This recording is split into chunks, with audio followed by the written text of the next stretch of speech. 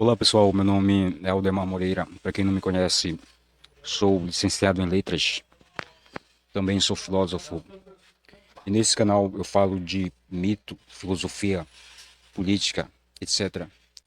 Nesse vídeo vou fazer uma breve exposição da minha teoria da origem do Deus Yahvé, Deus antigo, do Antigo Oriente Próximo.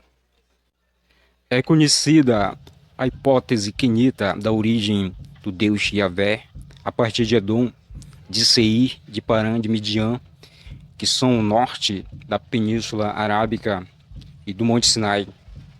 Essa hipótese, apesar de ter muitas verdades, né, ela é incompleta. Incompleta justamente porque ela não consegue explicar para além da percepção imediata. Apesar da hipótese quenita da origem do Deus Javé dizer muitas verdades, né? Porém, ela tira conclusões bastante precipitadas. Não consegue explicar, por exemplo, a história que há por trás da origem do Deus Javé. Neste vídeo, eu vou elaborar minha teoria que vai explicar toda a complexidade que envolve esse Deus diria semita ocidental. Para explicar a origem do Deus Javé, elaborei uma outra teoria, a teoria da identidade do próprio Javé. Essa minha teoria diz que Javé é idêntico à nobreza urrita mitaniana, que vem para o Levante. Essa minha teoria da identidade do Deus Javé, ela explica o do porquê o mesmo Deus aparecer tanto a Abraão e os seus filhos, quanto a Moisés, só que com outro nome. A própria passagem diz que se trata do mesmo Deus, né? Por que seria o mesmo Deus? A hipótese quinheta não questiona a identidade do Deus. Por isso, quando ela vê nome diferente, ela já toma essa identidade do nome como se fosse o próprio Deus, só que não. Se trata do mesmo Deus, porque é na realidade a mesma família. É a mesma família que é tomada aqui como uma entidade divina. E falou Elohim a Moisés, e disse a ele: Eu sou Yahvé. E apareci a Abraão, a Isaque e a Jacó como Elohim ao Elion, mas pelo meu nome Yahvé, não lhes fui conhecido. Êxodo 6, 2, 3. Essa família não seria os hebreus, muito menos os israelitas, mais ainda os arameus, porque justamente hebreus não é uma designação para povo, mas sim uma designação social. Israelita não existia na época de Abraão. E mais ainda, os arameus é uma designação de região. Daí, essa família ser, na realidade, os zurritas. Seriam os zurritas os protagonistas das histórias, das narrativas bíblicas, que estão por trás, na realidade, de toda essa mitologia, essas narrativas que são contadas na Tanakh. Seriam os zurritas indo-arianos, que são, na realidade, os protagonistas das histórias. São eles, na realidade, que são a divindade. São eles que são o povo do Êxodo. Por volta de 1500 AEC e 1300 AEC, duas potências estavam em conflitos. Seriam o Egito, com a 18ª dinastia, e os Hurritas, os indo-arianos da Alta Mesopotâmia. Essas duas potências estavam em guerra, e essa guerra durou praticamente 400 anos, com a queda do Império Mitanniano. E essa data seria exatamente a indicada no livro de Gênesis, a indicada que próprio Deus, Javé, diz para Abraão que eles, no caso a sua descendência, viveria em terra estrangeira durante 400 anos. Seriam Na realidade, os hurritas que estariam no Êxodo, esses 400 anos equivaleriam ao Êxodo. As regiões do Levante seriam, nesse contexto, uma espécie de mediação e regiões, ou região tampão, que mediava esses conflitos. Essas duas potências estavam em guerra, né? E essas guerras tinham essa região como uma espécie de região tampão. A ideia e o sentido de enoteísmo, né? Que equivaleria aí ao sentido de monoteísmo, não no sentido existencial, é claro, né? Esse sentido ou essa ideia só podem surgir com grandes impérios, né? A partir de uma longa história, onde essa história já passou por um processo de dominação e escravidão, e regiões como o Levante, Edom, Midian, etc., não passaram por processo de dominação, de escravidão. Eles não tiveram essa história. Por isso que a origem de Javé não pode surgir, emergir a partir dessa região, mas sim essas regiões são mediações de grandes potências. São essas potências, como o Egito e também Mitânia, seriam essas potências que poderiam emergir com sua longa história e concentração cultural. Seriam essas potências que poderiam fazer emergir o próprio Deus Javé, né? Porque aqui a identidade é de uma família aristocrática. A primeira aparição do nome Yahvé é constatada primeiramente, né, reconhecida primeiramente em inscrições do mural de Soleb no Egito, onde menciona uma inscrição que põe um local. No mural de Soleb há menção à região Chazu Yahvé. Isso seria uma das primeiras aparições do nome que a arqueologia consegue provar, né? Porém, já em 1800 a 1700 AEC, já existe a menção de nomes hurritas em tábuas de Mari, como, por exemplo, Yavi Dingui, Yavi El, etc. Esses nomes são hurritas. Muitos diriam que esses nomes amorritas seriam nomes pessoais, né?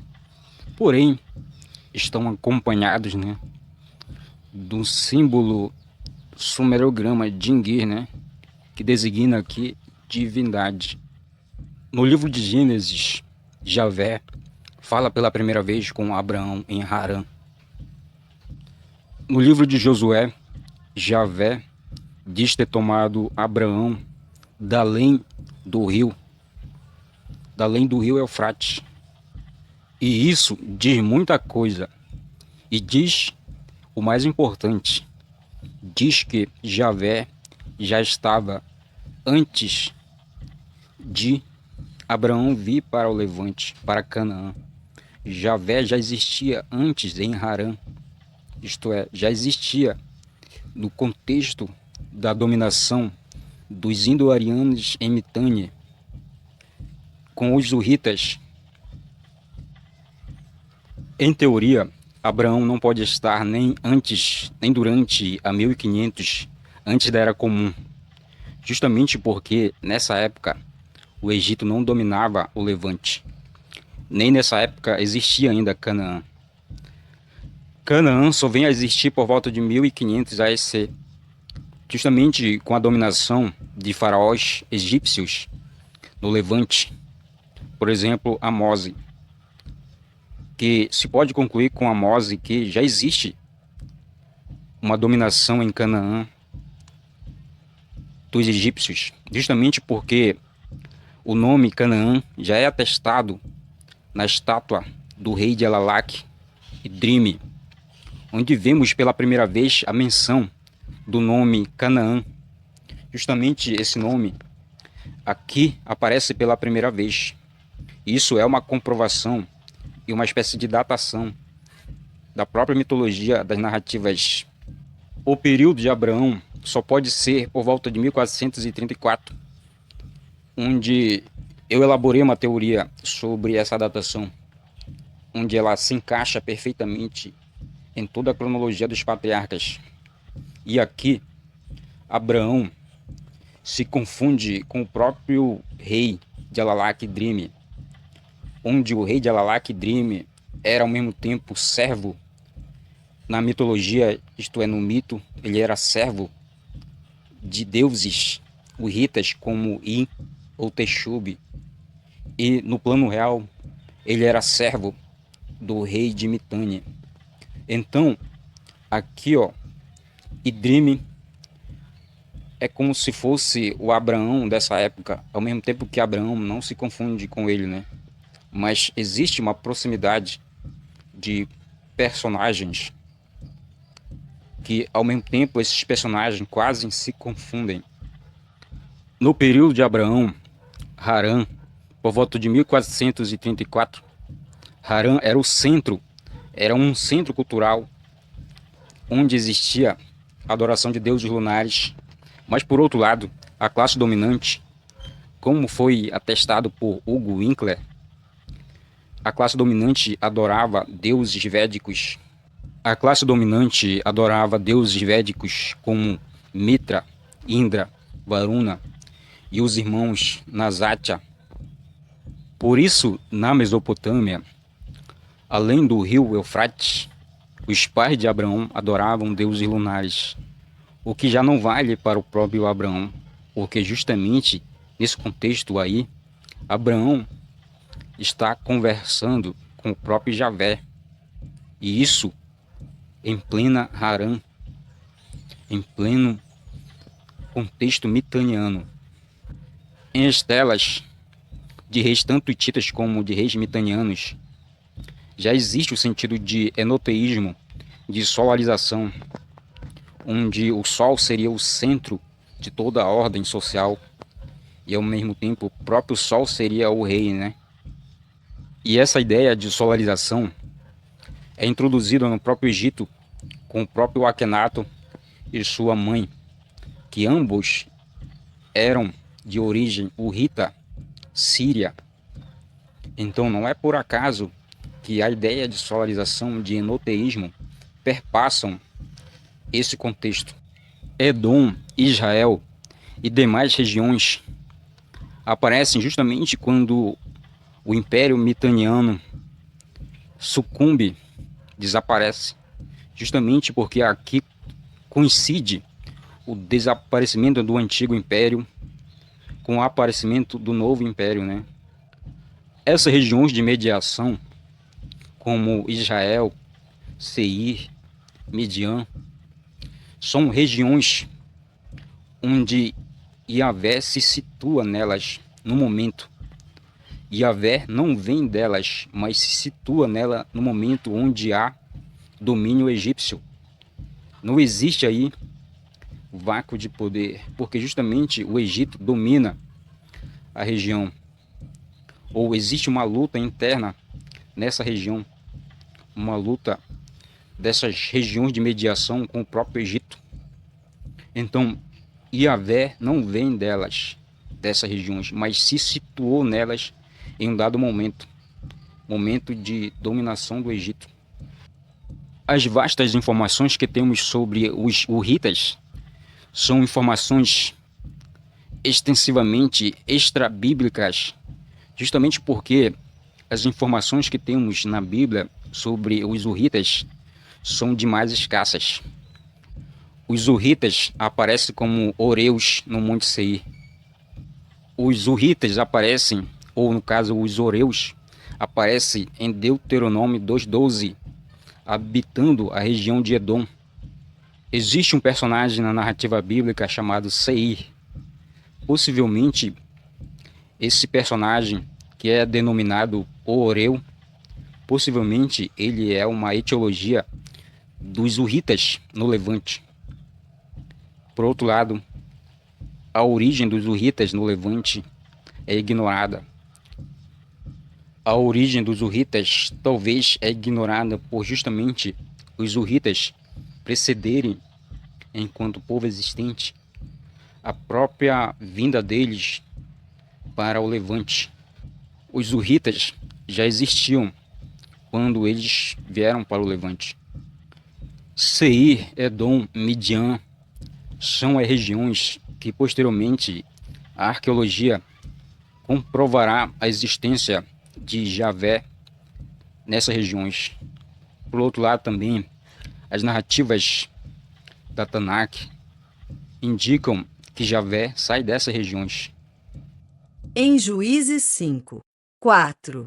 Yavé, ao saíres de Seir, ao avançares do campo de Edom, a terra tremeu, também os céus gotejaram, também as nuvens gotejaram água. Em Deuteronômio 33, 2. Disse, pois, Yavé veio do Sinai, subiu de Seir, resplandeceu desde o monte Parã, e veio com uma multidão de santos.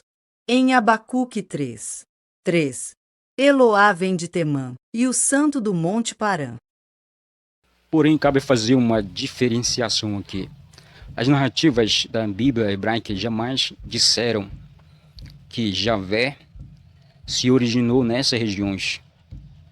Ao contrário, é dito simplesmente que Javé sai dessas regiões, o que não é a mesma coisa que originar nessas regiões. Aqui que está a minha ênfase de ir para além da hipótese quenita, onde diz que Javé emerge ou se origina na região árabe, sendo que a minha teoria diz que Javé passa por essas regiões, se situa nessas regiões num determinado momento, mas que a sua origem ela é hurrita mitaniana, ela é mesopotâmica.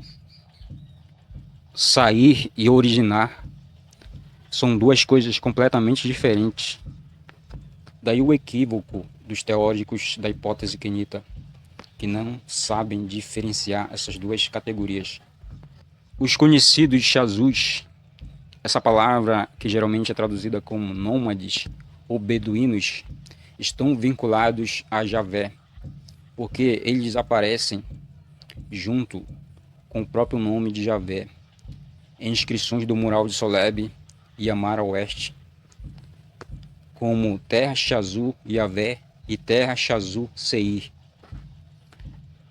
Canaã, cuja palavra é de derivação hurrita, que significa lápis lazuli, era chamada pelos egípcios também de Retchenu.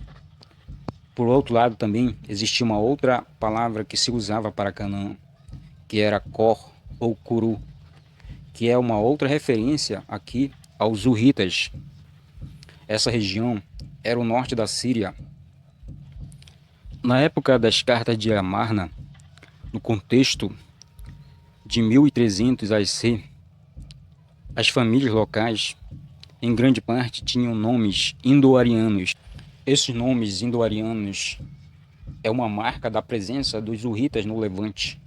No contexto das cartas de Amarna, o povo hurrita era o único povo que usava o indo-ariano como uma outra língua.